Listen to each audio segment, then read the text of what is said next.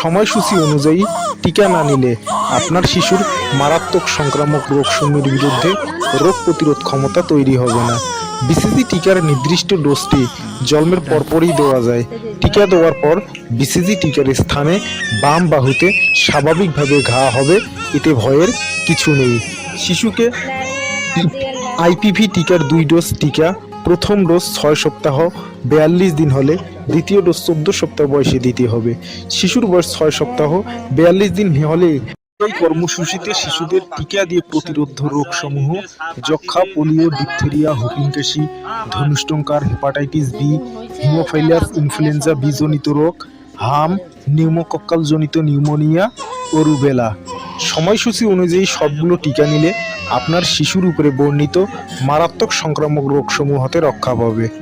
সময়সূচি অনুযায়ী টিকা না নিলে আপনার শিশুর মারাত্মক সংক্রামক রোগসমূহের বিরুদ্ধে রোগ প্রতিরোধ ক্ষমতা তৈরি হবে না। বিসিজি টিকার নির্দিষ্ট ডোজটি জন্মের পরপরই দেওয়া যায়। টিকা দেওয়ার পর বিসিজি টিকার স্থানে বাম বাহুতে স্বাভাবিকভাবে ঘা হবে, এতে ভয়ের কিছু নেই।